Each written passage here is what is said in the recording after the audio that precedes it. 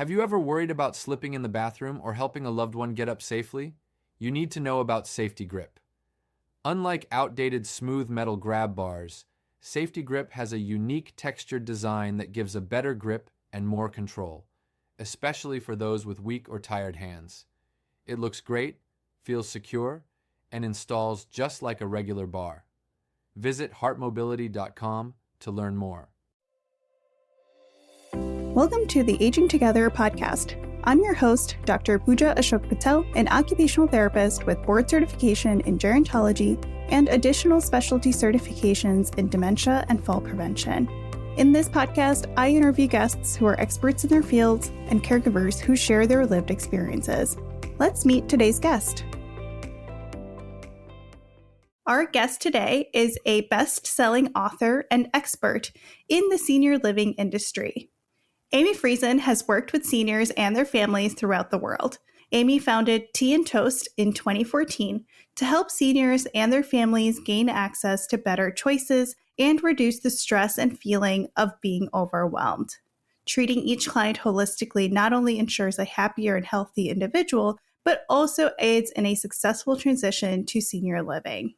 As Amy saw the needs expand throughout Canada, Amy formed Elder Care Planners of Canada, Canada's only national network of like-minded elder care planners dedicated to assisting families throughout their elder care journey. Amy has been recognized by the House of Commons for her 2018 Businesswoman of the Year award, as well as being a 2019 40 Under 40 recipient. In her most recent endeavor, she wrote a book titled Breadcrumbs, From Home Care to Care Homes. Amy, so great to see you again. Welcome to the show. Thanks so much for having me. I love seeing you again. I'm excited to chat with your audience and tell them all the stuff that's in my head.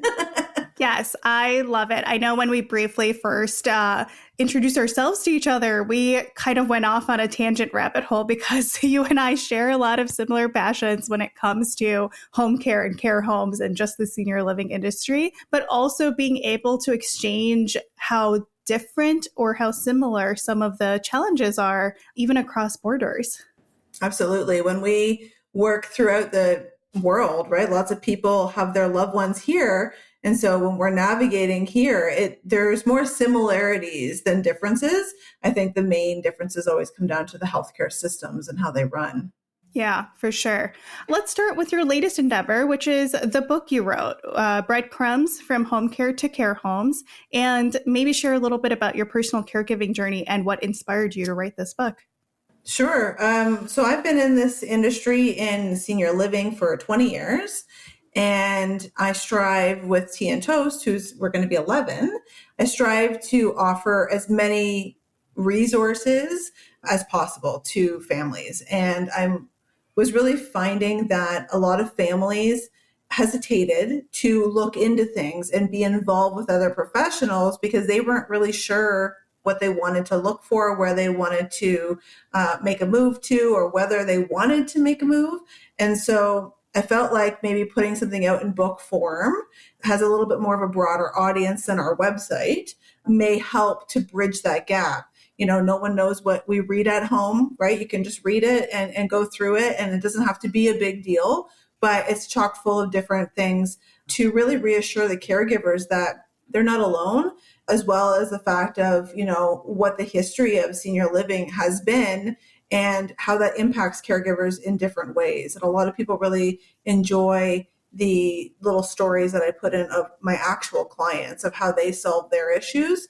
And so that's been really helpful. And surprisingly, a lot of people really enjoy the last chapter of the book, which is like, where are they now? Because everybody wants to know what happened to people, right? So that was a bit of a surprise, but I really enjoy that.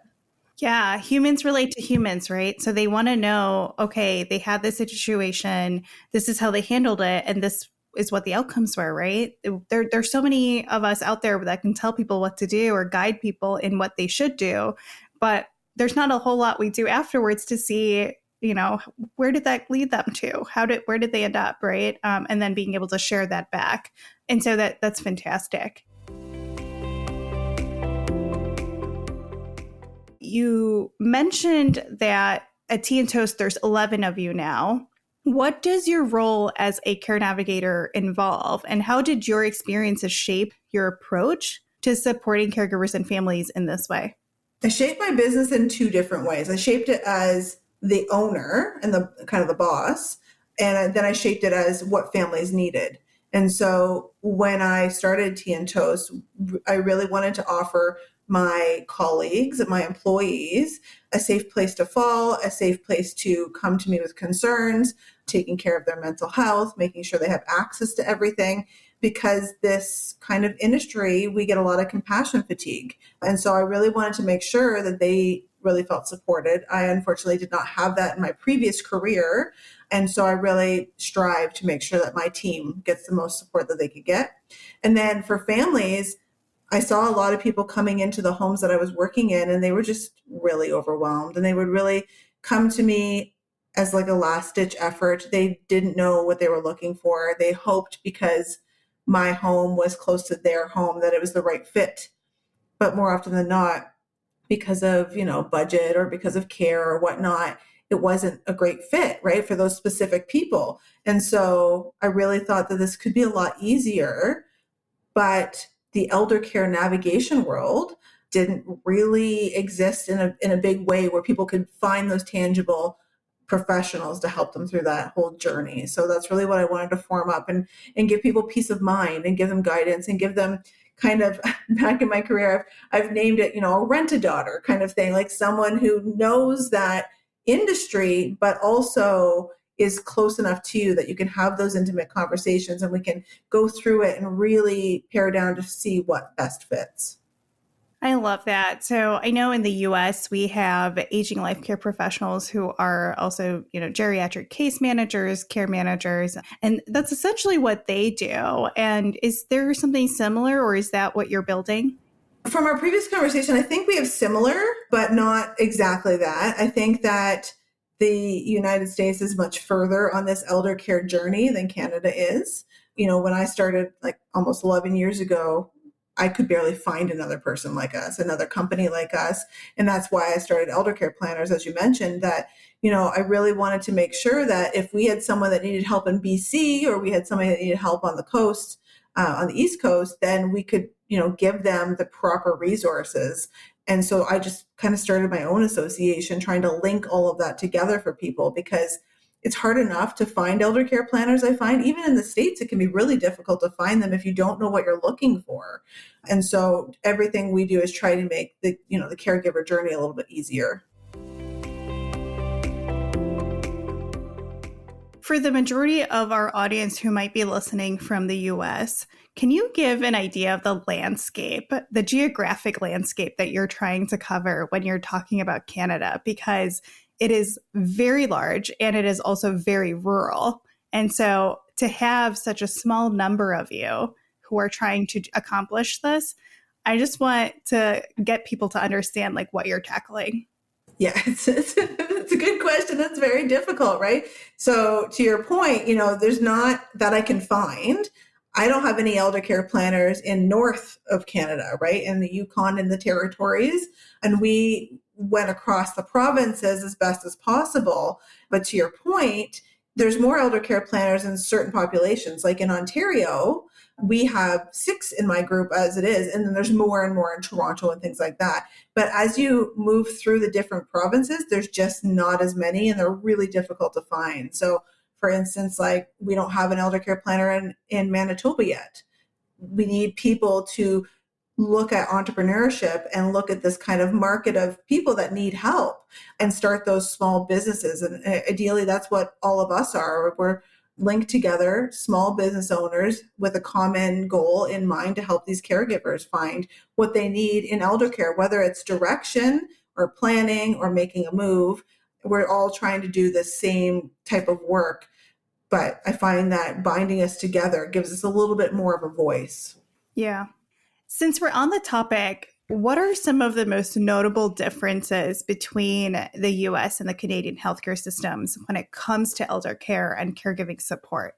It's difficult. I mean, we've had a conversation before, and there's a lot of similarities in caregiving, right? Like the caregiver aspect is very consistent across the world.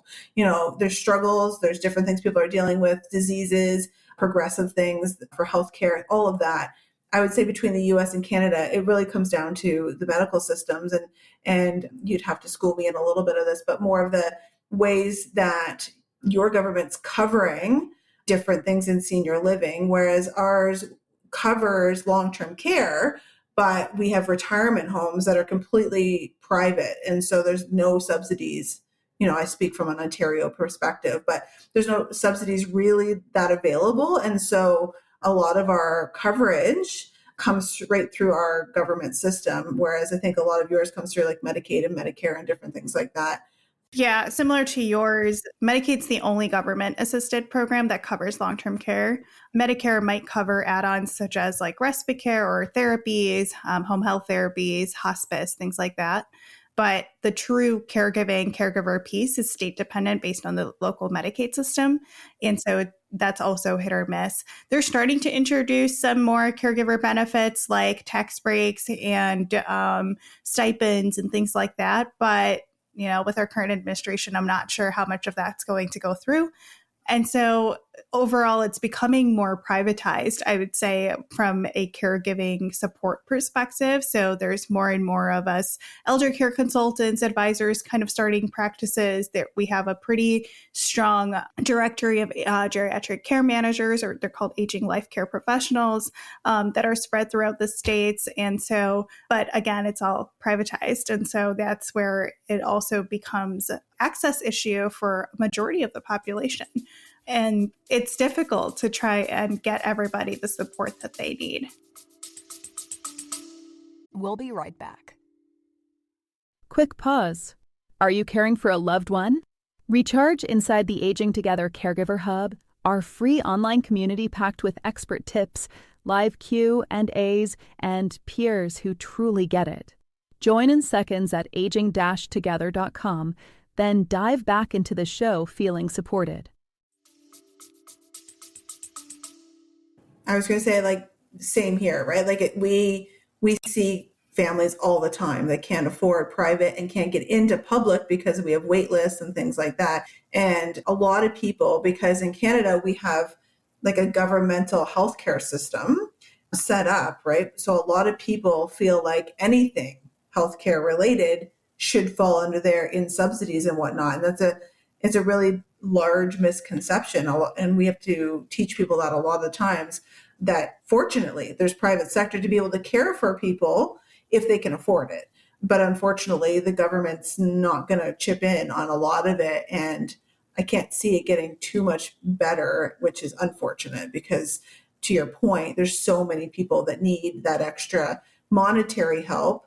And they also need that direction, and to know that as they age, there's going to be somewhere or someone that can help take care of them. When I wrote Breadcrumbs, I had a number of people reach out to me and ask me to write another book about solo seniors, because that's a whole other ballgame of people that didn't have kids, don't have relatives. What do we do? And that's a very interesting thing that I've been looking into recently. I love that. And I also love the moniker of solo seniors. I've seen like the forgotten elders, in that perspective too, of, again, the ones who don't have families and don't have relatives, and they're just aging on their own in the world and what that looks like for them. I also just want to call out the creative genius of your company name, Tea and Toast, with a book followed by Breadcrumbs. Like, how did you think of that? Well, when I named the business, it's incredibly difficult to name a business. I struggled. And I really went on the fact that Tea and Toast was very familiar for other reasons, right? Because it's a syndrome, essentially. And I really wanted to have people connect with that. And what's been interesting over the years is that when you know kind of thing. It's like when you get into that lane, all of a sudden it makes sense, right? So, if you're before that time, maybe you don't find me or whatnot, because Tea and Toast really is a nutrition issue. And so seniors are often eating tea and toast for multiple meals. And so when multiple meals start to happen, the caregivers start to worry about that deficiency for nutrition, right? And so that was the leading part of it. But also tea and toast makes people feel comfortable. And I've been told more often than not that, when people look at competitors and whatnot, they choose us because they see the names, and that immediately gives them comfort, which is something I didn't know was going to be such a driver in our business, but I'm really happy about it. I'm really happy that we can start off on a comfort step. And then I think Breadcrumbs was the natural follow on that. And it's because people are literally coming to us and they have breadcrumbs of information. They have, oh, I know this about long-term care. And it's like, oh, no, you're wrong. You only have a piece of that. I know this about retirement. No, that's wrong. You only know a piece of that. And it's like, so they literally just have these morsels of information. And so we have to connect them so that they have a full picture. And that's what we do all day long. That's so true. I 100% agree. When I work with clients, it's they have little itty bitty pieces of information and they're trying to make sense of it all. And I'm like, well, all of these pieces don't add up to the whole puzzle, right? We need to figure it out. So I think that's so cool how you connected that. So kudos to you. Back to what we were talking about. So I think we obviously both have pros and cons within our systems, especially within our healthcare systems and care systems. What unique challenges or advantages do you see to how caregiving is addressed in Canada? And then I can kind of fill in on versus how the US handles it and kind of the pros and cons there that families should be aware of. I think that, kind of going back to a previous point, that we have mainly two types of systems right here in Canada, and there's not a lot of gray zone in between. And, what do you do if you don't qualify for long-term care but can't afford retirement? And so I think that a lot of caregivers are struggling with that in-between zone. And I don't know that I'll wait to hear what you say as well, but I don't know that there's as many differences between us as there are similarities, because I think that caregivers are just struggling to get through the day and try to figure out who's going to care for mom. Do I take off work? Do I care for mom? Do I have to go on leave? And they're just trying to figure out those pieces. I feel like family caregiving is really, not talked about enough. And I'd like to say things are changing, but I haven't really seen that much change. And I think that it's taken for granted by our systems that, most of the caregiving that's happening in Canada, probably in the US and anywhere else too, is all family caregiving, which is, is okay. A lot of people take care of their family, but when you look at where we are today versus where we were 20, 30 years ago, our families are all spread out so far that a family caregiver back in the day might have really worked. But now you've got kids that are, on the coast and their loved ones here, or the kids are across the world. And it's like, okay, well, what do we do? If that family caregiver piece is removed, do we have the money to afford this extra caregiving and whatnot? It's challenging. Yeah. Yeah, we definitely talk about that a lot within our community, where there's definitely a lot of care across generations and across borders that are happening, right? The South Asian diaspora is spread out all over the world. And sometimes our generations here, our parents are back in India or they're in different countries. And it's starting to become a really big issue. And, this is almost the first generation of families that are no longer living in those generational villages, is what I like to refer them to, right? There used to be a time, and I still remember this, like growing up, people never moved out of their towns, right? And so generation after generation, all the community knew each other, everyone supported each other, families just grew together. And there was always that level of support from your neighbors. And as I've grown older, I moved away from home, and I've seen so many other people move away from home.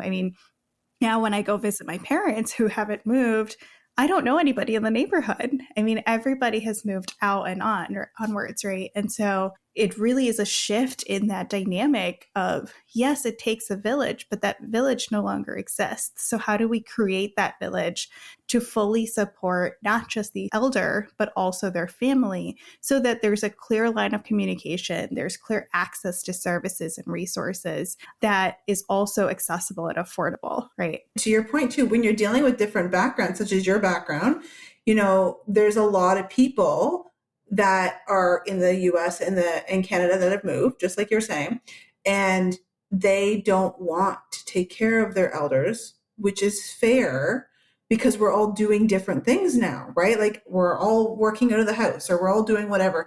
And so with that comes this, sense of guilt that comes with it. And so it's like, we thought caregivers already had it hard, and then let's just pile on some extra generational guilt and different backgrounds for guilt and all of this stuff. And I always say, learn to dance with guilt, because it's going to be there regardless of what you do. You can make the best choice and still be guilty. You can make another choice and still be guilty. So I think that that's adding to the mental health strain of all of this, as well, is that, we have lots of clients with various backgrounds. We're very multicultural in Canada, and we have all this going on, and they're upset that they can't take care of their mom or dad.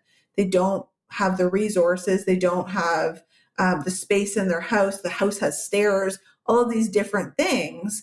And so they also have to navigate all of that, plus the guilt that comes from it. Yeah.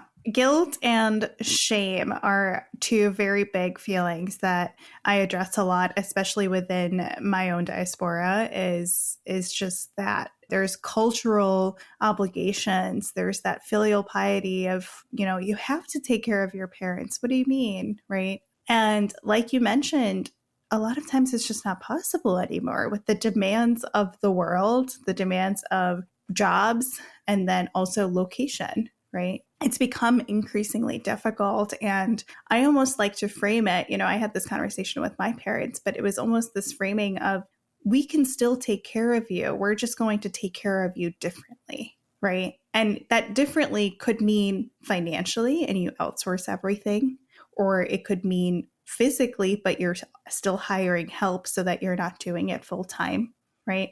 You're tapping into resources and helping them navigate stuff without you being there 24/7, right? And so reframing what looks workable for you to minimize that guilt, but also understand the practicality of it, right?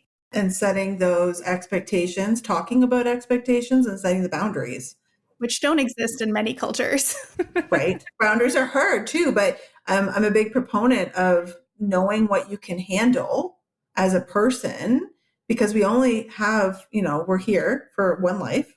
Whatever happens afterwards, none of us know, but we're here for one life. And so not everyone wants to use a large portion of their lives to be in this caregiver role and all of that, what that includes, because it can be immense.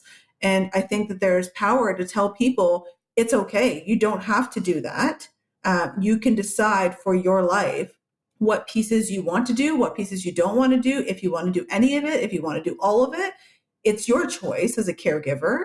And just be aware, even though you make the choice that's good for you, there will be guilt there, because guilt's just part of it. But that doesn't mean it's a wrong choice. Right.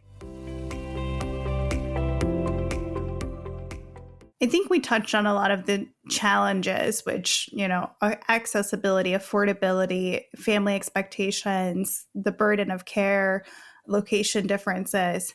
I do want to touch on a few advantages that our systems do allow, though, right? So at least in the US, I believe with the shift and increased availability of privatized options, people have access to more personal care.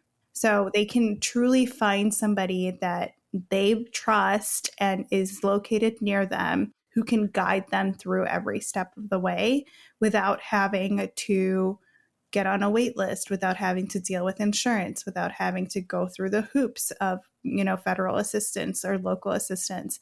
And they can go directly to care manager, care advisor, whoever it might be, and access those services immediately. Again, as long as they can afford them. But I would say that would be an advantage that I've seen, is that people are more willing to get help sooner. And that way they're setting themselves up for success sooner, rather than, first of all, they don't even come to us until there's a crisis. And then at that point, then they go through the game of having to wait for services. And then now the crisis has gotten worse. And, they're all sorts of frazzled and stressed and all this stuff that comes with it. But at least this way, they have immediate access to help in a crisis situation, or right before a crisis situation, or right after. Yeah, I think it's the same for general healthcare as well. I mean, we have a lot of our healthcare covered, but that doesn't mean we don't have to wait. sometimes a very significant amount of time. And so the healthcare aspects, like even look at like therapy and things like that. If you have the means to be able to pay out of pocket, you're going to get what you need faster. You're going to have the choice of providers. You're going to have it, much faster. And then, for going through the government system, sure, we have coverage, we have different things, but I find that you need to advocate more and you need to be able to be in a spot where you can wait, which is sort of awkward with our long-term care system, because essentially you can't go on the long-term care. You can't be qualified to go on the long-term care list until you need the care. But then when you need the care, you can't get the care if you're going to go in the public system. In my area, you need to wait maybe 3 to 5 years for that. And it's like, well, what do you do then? And so that's pretty significant. And so if you have the means to do it, then private is sort of the way to go. I mean, after the pandemic, a lot of our retirement homes, which are private, started adding more care, 2-person transfers and things like that are more like long-term care level. They started adding it because the demand is just there. Like, people need the care. They can't get into long-term care. It's nice to say we have a public system, but most can't access it. And, if you're a couple or have a partner, you really can't stay together that easily either. And so a lot of people that are together go and they choose the private system because then they can stay together longer. And so there's definitely pros and cons, but I think it kind of comes down to, as usual, if you have the funds to do it, you're going to be a little bit better off because you can have those choices. You can have more immediate service and whatnot. And then on the other side, as planners, as we are, if they don't have the funds, then we need to have them start planning earlier so that they have a plan in place. Because if they can't afford retirement, they can't afford to fall in their home. They can't afford to, have an accident, have this, ongoing illness. They have to be on top of their health care. Yeah, that's a great point and something we bring up often, but I've never heard it phrased that way. Like, if they're not prepared for retirement, then they're not prepared for everything that could come with it. So, I mean, a big part of the work on this side that a lot of planners will do, so what I'll do is try and set people up for success, think long-term of like, what is your plan? Like, what is your ideal long-term care situation or your ideal retirement situation? And can you afford it? Like, do you know what the going rates are? Do you know what affordability and accessibility looks like? If yes, then you're well set. But if no, we need to work with a financial advisor, an elder law attorney, estate planner to figure out how to set you up for success. So that could be a possibility. I wonder if you find this as well. I find that the people that have the funds to do this are well planned or better planned than the people that don't. And I'm wondering if it's coming down to the fact that they're used to working with financial planners and planning stuff and, legal and things like that. Because I find that most of the people that we talk to that don't want to plan, I call them my ostriches, right? They stick their head in the sand. They hope they're okay. And they always tell me they're going out feet first. I find that obviously those are the people that need to plan more because they don't have the money just to save them. And they're the ones that plan less, in my experience. I think it's pretty hit or miss here. You'd be surprised. I mean, based on what you're telling me, majority of my clients are pretty wealthy and they haven't thought ahead, or they're planning for their parents, right, who didn't think ahead. I also think just based on coverage here, so since Medicaid, which is the state-funded low-income local state assistance, people who are living below that income line, it's not something that they're thinking or worrying about because they're already on that level of assistance, and that assistance will cover long-term care. I also think it's a privilege to be able to think that far, right? Like to even think about, this is how I want to retire. This is how I want my care. This is how I want to die. I just don't think people who can't afford these private services have the privilege to even think about that stuff, right? They're just going day to day and they'll figure it out or they'll get what they get. And that's where you find a lot of these lower income facilities that have subpar services and care, right? I don't know how it looks in Canada. So you talked about the need. We also, at least in the Chicago area, there is a 1 to 3 year wait list right now for assisted living facilities, depending on which one you want to go to. They shut down over 800 nursing homes last year. And they're planning to shut down almost 50% more of the existing ones. And most of these are being shut down due to subpar levels of care, and that is receiving money from the government to be run, right? So on one side, it's a good thing. But on the other side, I think rather than shutting them down, there needs to be higher standards of care that are expected, because we need it. We need the services. And what's going to happen with all these shortages of nursing homes with an increasing aging population that's going to need help is it's going to fall on the families. And families are just not set up to be well set caregivers. They're not trained to be caregivers, majority of them. And they just simply don't have the abilities or the funds to be able to do that. Yeah, well, and to your point, I think that it feels as though our governments are coming out of the senior living business, right? It's like, oh, not a good business opportunity coming out. And really, like, we do not, before they came out of it or before they start closing down stuff, we didn't have even close to enough. And so it scares me, as a professional, it scares me to worry about what is going to happen to all these people. After the pandemic in Ontario, we shut down 800 beds, not homes, but beds, because of like the ward rooms, like the 4 people to a room and stuff.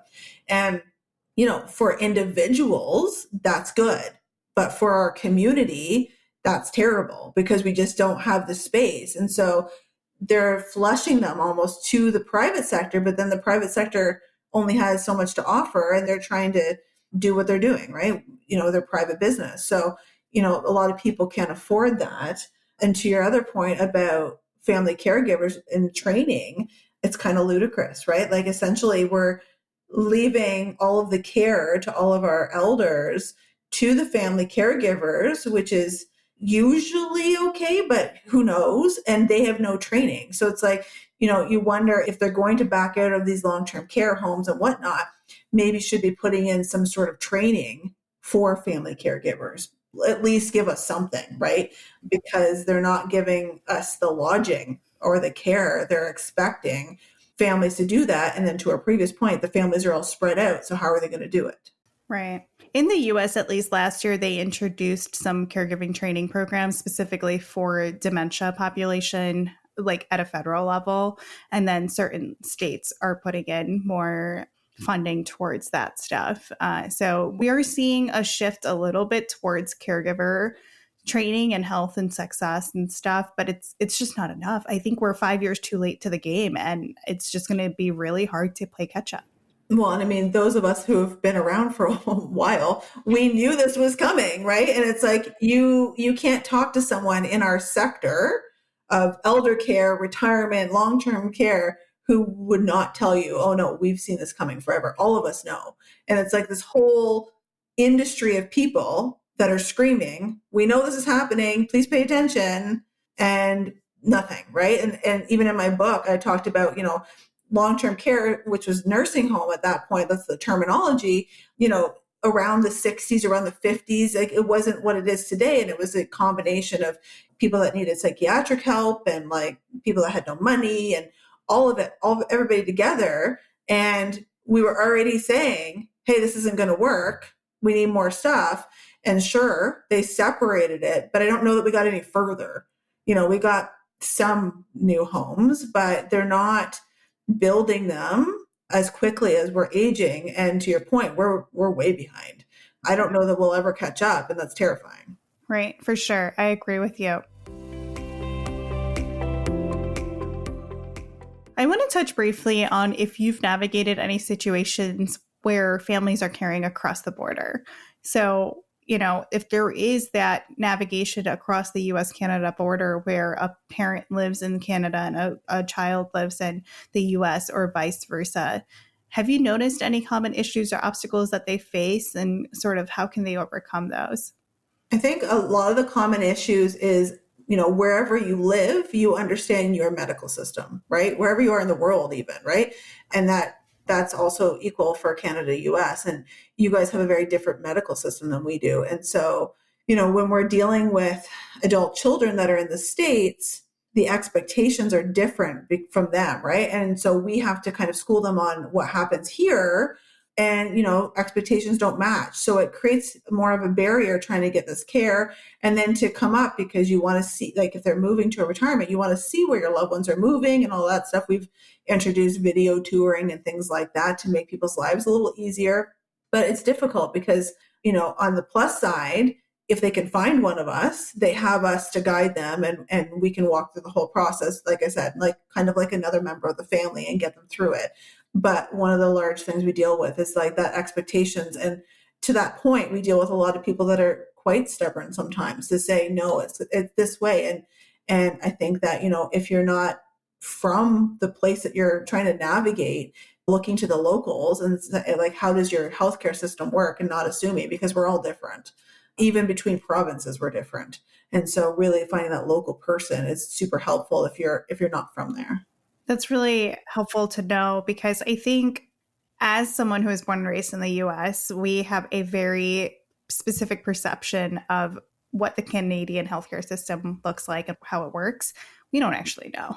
We just speculate based on things we've heard or things we've read. And I anticipate there's a similar level of perception in Canada for the US healthcare system, right? But when we come across these people, I did have one client who was like, do you work on Canada stuff? And I'm like, I really don't know how their system works, so I can't really help you. But now I know I could just reach out to you and be like, hey, can you help this person out, right? And that would be an excellent way for you to then be able to guide them based on the local resources and whatnot. I mean, we're in Ottawa ourselves, and so we're right on the Quebec border from Ontario to Quebec. I have people reach out from Quebec and say, can you help navigate? And my loved one wants to move or whatnot. And I default to there's an advisor in Quebec. And it's like, I don't even touch it because I could stumble through it. I know enough because I'm a professional, but the systems are different in between. So why not use someone that's actually doing it all the time right in that area? Which is why also, like I said, with the elder care planners, I get people asking me for Alberta or BC or Halifax or whatever. And it's like so nice to be able to say, you know what? I know the person. Let me just refer you over. And I think that as professionals, that's such a nice working relationship. I mentioned before when we were talking that I've come across a lot of elder care planners in the States. I've had conversations with people in Michigan and you're in Chicago and Florida and all that stuff. And it's like this network of people that we all have this common goal to like help these caregivers and families. But because we are constrained by our healthcare system, essentially, like you said, even between states, right? It's so much better. It's such a better customer experience as well to say, you know what? I've got you. I'm not your person, but Sally is your person. Let me connect you and help you through this. Right. That's a big piece, right? Just referral and resource navigation. I mean, there's so much stuff people can find online and they don't know which direction to go in. That's where we come in. We know which direction to send them in. And it's a much more tailored approach and tailored recommendation process that they can then trust and follow versus spending hours trying to Google how to get help. For sure. I've done that. I mean, when I was putting together the elder care planners, I was Googling a lot and I knew what I was looking for. And so the problem that I kept coming across, because I did it for US and Canada, because I was looking for different people for different things, not many people say we're located in, right? It's the website's up and there's no actual location of where they are. And so if you really want that tailored service, you really have to know. And so I went through multiple people trying to find someone in the area that I was looking for. And if I'm having trouble navigating it, I feel for the families because it's just not out there. Right. I always joke about, I think every industry is just paid to Google, but they know what to Google. Right. Yeah, it's true. Because we could try Googling, but we don't know the words or like the specific language that we should be looking for or the specific credentials or whatever it might be. Right. That's where it's like, yes, I'm also going to do a Google search, but I know what to look for. Yeah. But that's the thing that comes with experience and knowledge, right? Like we are well-versed as planners and whatnot, we're called different things depending, but, we're well-versed in that whole arena, even down to, assisted living versus long-term care versus nursing versus skilled nursing, all of the different words that some of them just mean the same thing or are interchangeable. They're very confusing, right? And it's like, if you reach out to one of us, we'll be able to maneuver you somewhere.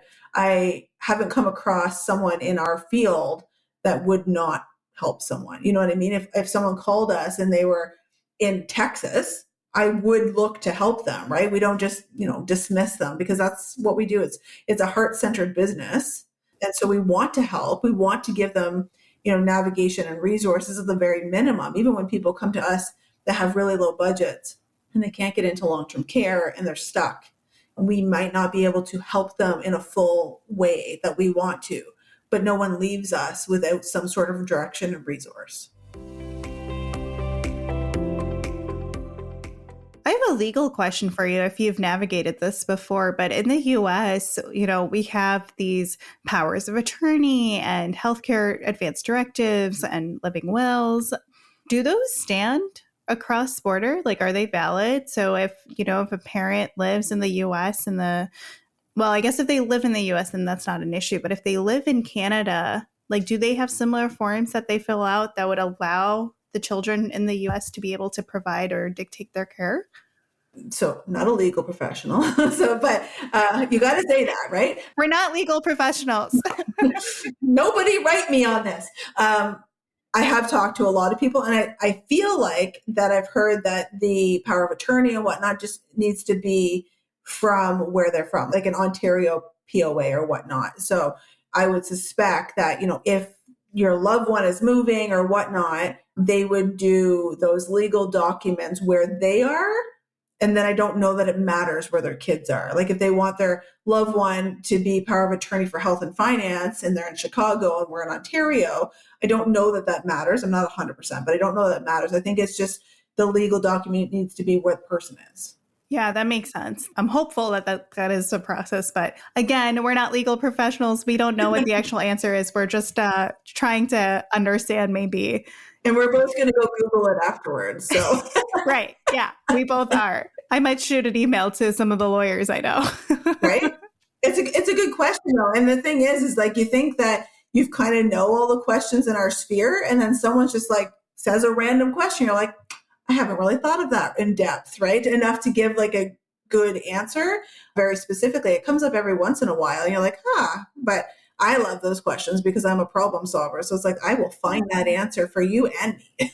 Yeah. I think there's also a bit of like similarly legal issue where, again, we might not know the answer, but we're going to look it up later. But like between states, we have this issue too, where let's say, so in the States, like someone is from, like my parents live in New Jersey, right? So all their documents are filed in New Jersey. They have all these services through this local New Jersey government.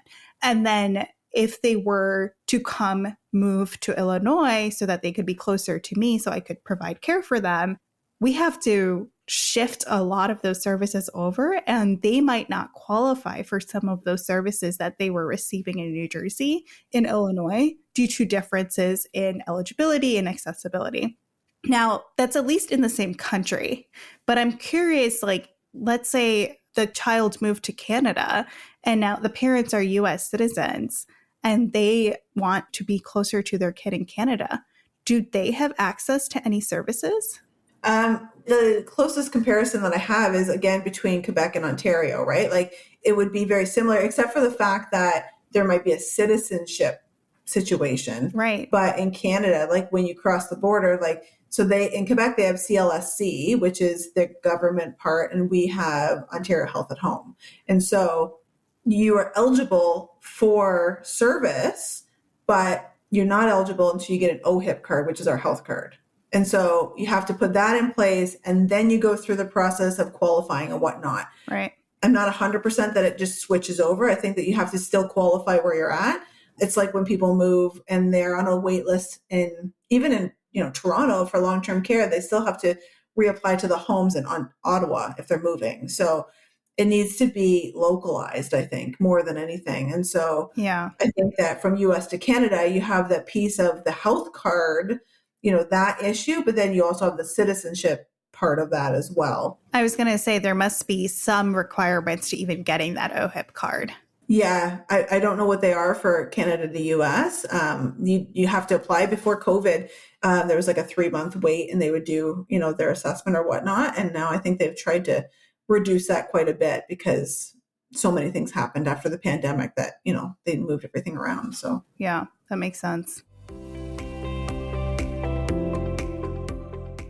I think as we start kind of wrapping down from the intense topics, we've talked about why it's important to plan early from a financial standpoint, from a legal standpoint, but this becomes even so much more important when care is across borders because both sides just don't know what each other's expectations are, but also what each other's accessibility and affordability are, right? Because they're so different as we've outlined.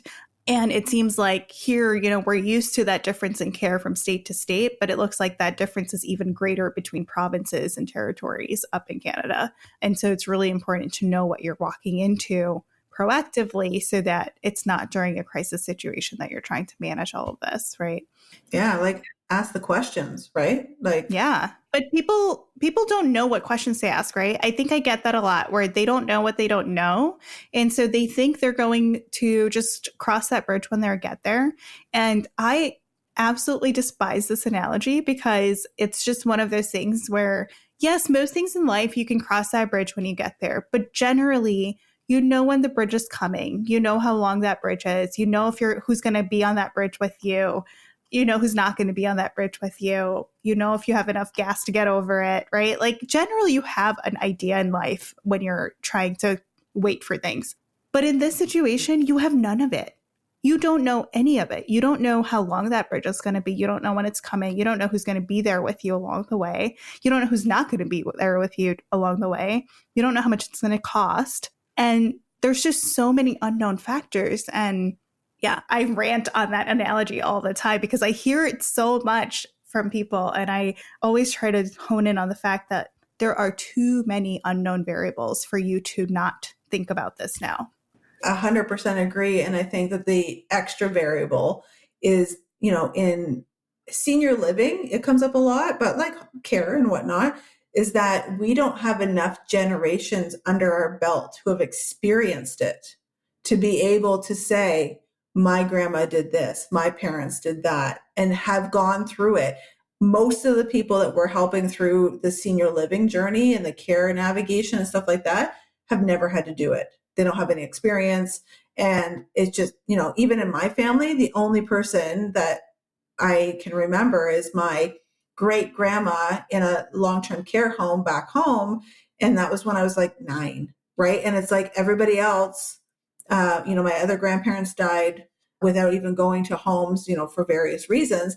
That's my own personal experience. That's it. And I do this for a living because I come from a different background of retirement living and whatnot, helping other families through it. But, most people don't have enough generations under their belt to have that experience. And so to everything you said, plus that, I'm with you, right? Most of us as professionals are just like, please plan, like, please look at this. Let us help you. It's not as painful as you think it is. And I always tell people, if you have two sides of the coin and one's not planning and one's crisis, the plan is going to be way less painful. Right. They're both going to be painful, but one's going to be a lot less painful. Right. And the planning, if you start early enough, you don't have to do everything. You don't have to have all the talks of elder care at the same time. You don't have to plan everything at the same time. But when you're in crisis, every single thing has to be done. Yeah, that was a great point you brought up about the generations. The immigrant generations immigrant populations in both of our countries, this is quite literally their first rodeo. It is the first, at least for the South Asian community in both US and Canada, it's the first wave of immigrants who came here in the 70s, 60s, who are now aging, and their kids were all born and raised here in the Western world, and they don't have or share the same values, or they don't have the capacity to offer the same level of care that they offered their parents, that their parents offered their parents, right? And you're seeing that challenge over and over again now. And we just don't have the systems to support these immigrant communities. No. I mean, flat no, right? Like, we don't. I don't even have a way to expand on that because I just agree. It's just like you don't. It's very difficult. It is. So I know we've briefly touched on like how people can prepare, but specifically, what advice would you give to families who are trying to coordinate care between the US and Canada, especially, when they're dealing with these varying policies and insurance systems and care standards and kind of level setting? What advice do you have for them? I mean, I think it's similar advice to if you're navigating this elder care world, even if you hook onto someone locally, a home care company, a retirement home, an elder care plan, anybody, and use them as a springboard to say, okay, this is what's happening. Do you know someone, or do you know the right lingo that I can type into Google and bounce through? Although it looks like, on the onset that you're being bounced from one professional to another, because you are, the purpose is to find the professional where you're going, because you need that local person, but sometimes you can't find that. And you might know someone who knew someone or did this already. And so I would say open up to the conversation with your community, open up to the people that you work with, open up to whomever, and look for that information purposely. Make time in your calendar, sit down for an hour, look for that information as soon as possible, and get a professional. Because most of us, I know I'm biased because I'm a professional, but honestly, it's such a difficult thing to navigate. The whole world of senior living and elder care and whatnot is really, really difficult to navigate. And so, I've compared us to brokers of retirement home before, right? Or real estate agents of retirement home, to get people familiarized with what we do. But if we need insurance, if we need mortgages and whatnot, not all of us, but many of us use brokers and professionals to get that done. But for some reason, there's this block because we're harder to find as elder care planners. But, just stop and think, okay, is there some sort of professional that could help me with this?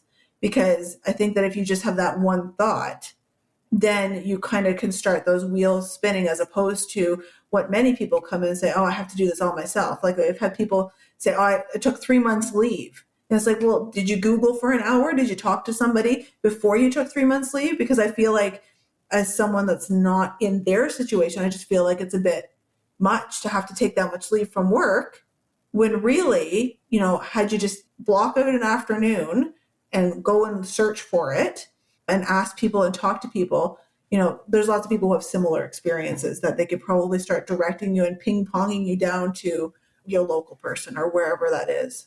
Yeah, great advice.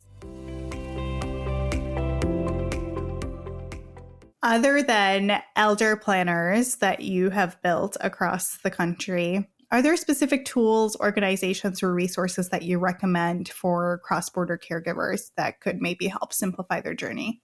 I think that what we probably have more in common are like our associations, right? Like Alzheimer's or dementia associations, Parkinson's, MS, all those types of associations. So if anybody's dealing with that type of stuff, I think that those would be the easier things to find, right? And plug into those so that you can get that extra assistance. Unfortunately, a lot of people end up in hospital, and then their kids are trying to plan cross-border and whatnot. And so although the medical system has a knowledge of some of this, I wouldn't necessarily say that that's kind of their playground. Like they don't know enough about senior living in the private sector, for instance, and things like that. But ask those questions while you're there, because they may be able to do something for you and they may be able to direct you somewhere. Yeah, definitely. It's very similar here as well. We have all the wonderful social workers and case managers in the hospitals who get them to the next level of care and try to offer them resources in the community, but they simply don't have all of the ground level exposure and experience with what's all available in the private sector and in the public sector at a community level. And so it's always helpful to have some sort of handoff and like access to somebody who does this in the community. I think too that like if you're going through hospital associations, community associations and whatnot, I think it's important to know like those are a great start point, but just don't take everything verbatim. Like don't take it all as the word, and use it as a start point and then start looking into it, because I find that in healthcare specifically, you have to advocate constantly. So don't just assume, but use it as a start point to say, okay, this is the direction, and let me look into it a bit more, because advocating is always going to be there, whether it's for yourself or for your loved one. We constantly have to do that. And so just keep it in mind when you're searching. It might not be 100% of your answer, but it might give you a next step to look at. Yeah, definitely. We touched on policies and systemic barriers. Are there any policies or systemic changes you'd like to see in the US or in Canada to better support caregivers and older adults in cross-border caregiving? And what do you think could make it easier for us to be able to help out those families who really need that cross-border support? I think that I don't know that the start point is between the countries. I think the start point is between the states and the provinces. I think that making kind of like a comparison chart, right? It's like, this is what happens in Saskatchewan, this is what happens in Ontario, this is the equivalent, right? Making services sort of like their equivalents available, and so people can find that knowledge so that they can operate in their country, and the same with the states. Like, make it more palatable for the people that are looking for the information that may not have professionals to deal with it. I mean, I'm sure you and I both struggle from time to time too, finding this information because, it's difficult to find. We just happen to know what we're looking for, and we persevere, right? So making it easier in our countries to navigate sideways and up and down so that we know what the comparables are. And then once we can get to that point, then making it easier cross-border, because we're obviously so close that's a very usual thing, and having that education. But the thing is that, like, even as you mentioned, there's differences between your states and Medicaid, right? And so, as a Canadian, I would not even know where to start with that, right? Because it's so different from ours. But even in your states, trying to like have the same language, it doesn't necessarily exist. And same with us. Out west, we have personal care homes. And so because I'm connected across the country, I have asked my other advisors like 3 times, okay, explain this to me, because I don't have that. And it's like, I can't conceptualize where it fits in my world of like whatnot. And so we're already having that difficulty in our own country, and I'm sure you're having that in yours. And so I think that we need to start making it a bit more standardized, because families are so far away.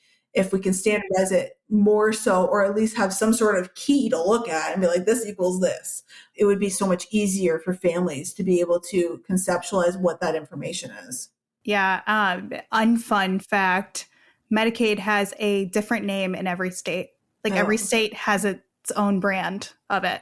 That's hard. I mean, even here we do that. Like I mentioned Ontario Health at Home. In Ontario, they have changed that name. In my 11-year career as Tea and Toast, I think they've changed it 4 to 5 times.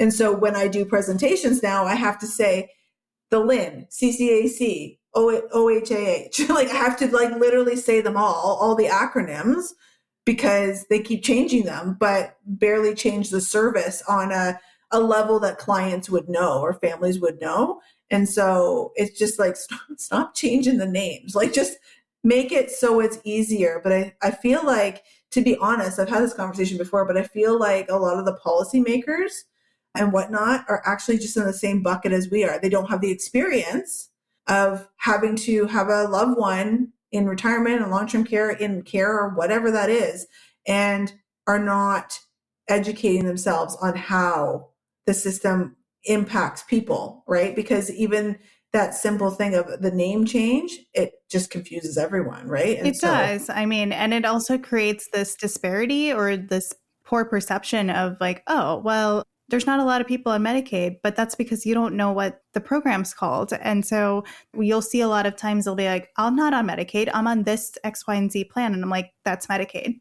And they just don't know because it's not branded as such, right? Anyways, I could go down a rabbit hole on our Medicaid system. But we do need to wrap up at the end of the hour here. And I'd really like you to tell us, what is the key message you hope readers will take away from your book, Breadcrumbs? It really is kind of my key message in general to anybody, right? Know that although you feel like you're alone, I promise you, you're not. You're not alone in this caregiving journey. There is support. Even just like I said before, speak to your colleagues, speak to your neighbor. If you're able to be brave enough to open that conversation, you will find support. It's happened many times for my clients, for family members that we're helping. It's just being brave enough just to have that first step of a conversation and follow through with that, because many people feel like they're the only ones that have ever dealt with this. And I would tell you that, when it comes to our business, we have kind of like, in my head, I have like buckets that people fall in, right? Like very specific, like care or finance or whatever. And more often than not, there's so many more similarities, right? There might be like tweaks, but they're more similar to the others than they think. Yeah, definitely. Anytime someone says, do you know other people who are going through this? And I'm like, yes, 1,000% yes. Yeah. So a lot of people. Yeah. Yeah. All right, Amy, how can caregivers or families connect with you if they want to reach out to you in Canada or in Ottawa specifically, I guess, right? Ottawa specifically, but so if you go to teaandtoast.ca, you can navigate from everything from there. My book's on there, Elder Care Planners is on there. All of the free downloads and resources are on there. Anything you need is on there. Wonderful. Amy, thank you so much for coming on the show and sharing all your knowledge with us. Thanks for having me. It's been a great conversation. Absolutely. Thank you for listening to the Aging Together podcast. This episode was produced by me, Dr. Pooja A. Patel, in partnership with Natural Eye Media and is supported by our Season 4 sponsor, Safety Grip by Heart Mobility. To learn more about them, check out our Sponsor Spotlight episode. If today's conversation helped you, please follow the show, share it with a friend, and leave a quick rating or review. Your support keeps the podcast free, at light, and growing. Want more? Join our live sessions every other Wednesday and unlock the subscriber-only audio replays through the link in the show notes. Until next time, let's keep learning and aging together. Take care. Aging, illness, and injury can make the simplest movements feel daunting. That's why Safety Grip was designed with compassion at its core. Its deep, textured surface offers real control, especially for hands weakened by arthritis, neuropathy, or stroke, helping restore not just safety, but dignity. Because when you or someone you love needs support, it should feel like someone's there to help. Visit heartmobility.com to learn more.